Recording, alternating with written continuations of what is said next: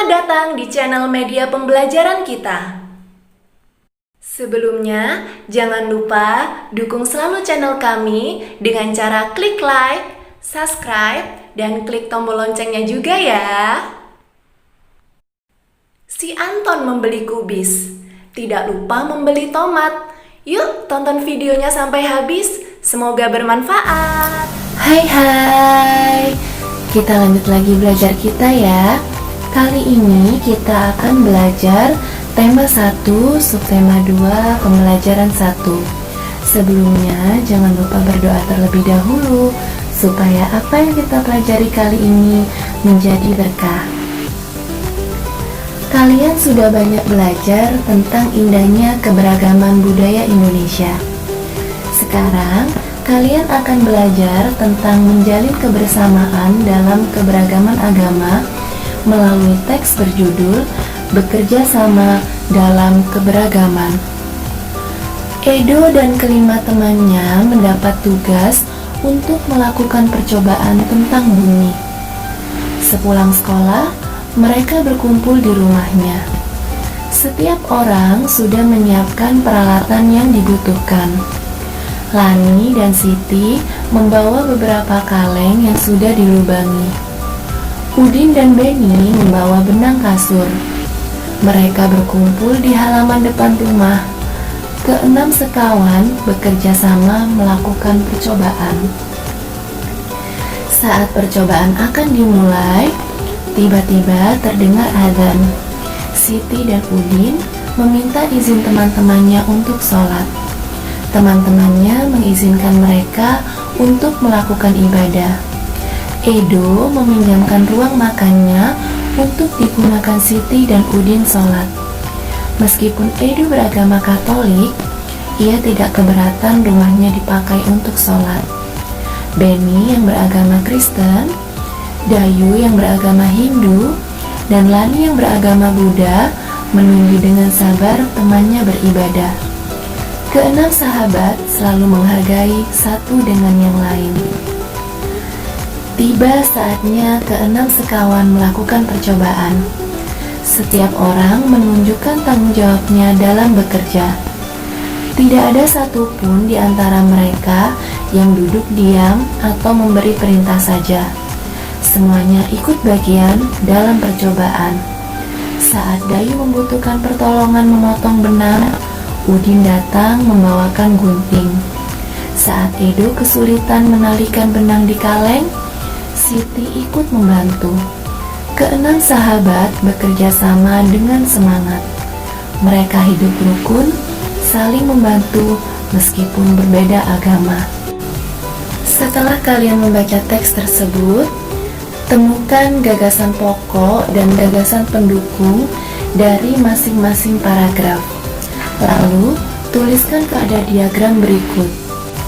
Setelah melakukan percobaan tersebut, Edo dan kelima temannya dapat membuktikan bahwa bunyi dapat merambat, sehingga dapat terdengar oleh telinga kita. Setiap hari kita dapat mendengar berbagai suara, misalnya suara bapak dan ibu kita. Berdasarkan suaranya, kita dapat membedakan panggilan dari bapak atau dari ibu kita. Selain itu, kita juga dapat menentukan arah panggilan itu. Oleh karena itu, indera pendengaran amat penting bagi kita. Indera pendengaran kita adalah telinga. Selain indera pendengaran, telinga juga berfungsi sebagai alat keseimbangan. Telinga terdiri atas 3 bagian, yaitu telinga luar, telinga tengah, dan telinga dalam. Bagian terluar telinga yang dapat kita pegang dan kita tarik disebut daun telinga. Coba kalian perhatikan gambar berikut ini. Ini adalah bagian-bagian telinga. Telinga luar terdiri atas daun telinga dan lubang telinga. Daun telinga berguna untuk menangkap gelombang suara. Kemudian diteruskan oleh lubang telinga ke bagian tengah. Sedangkan telinga tengah itu sendiri terdiri atas selaput gendang dan 3 buah tulang pendengar. Selaput gendang membatasi lubang telinga luar dan lubang telinga dalam. Jika selaput ini rusak, telinga menjadi tuli. Benturan yang keras atau tertusuk benda dapat merusak selaput gendang. 3 buah tulang pendengar adalah tulang martil, tulang landasan, dan tulang sanggurdi. Ketiga tulang ini berfungsi meneruskan getaran suara dari gendang telinga. Telinga bagian tengah berhubungan dengan rongga mulut melalui saluran eustachius. Saluran ini berfungsi untuk mengatur tekanan udara di dalam dan di luar telinga sehingga tetap seimbang.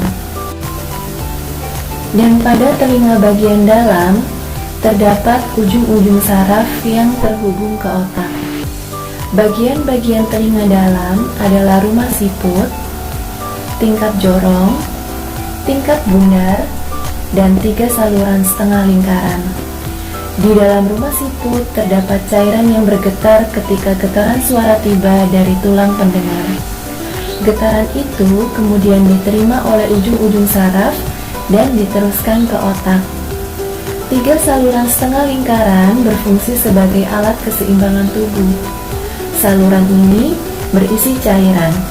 Ketika kepala digerakkan, cairan tersebut juga ikut bergerak. Sel-sel saraf yang ada di dalam saluran ini mengirimkan pesan ke otak sehingga kita sadar terhadap posisi tubuh kita. Karena begitu pentingnya telinga bagi kita, maka kita harus merawat telinga dengan baik. Telinga yang sehat dapat berfungsi dengan baik. Bagaimana sih cara merawat telinga? Berikut ini adalah beberapa hal yang dapat kita lakukan untuk merawat kesehatan telinga kita.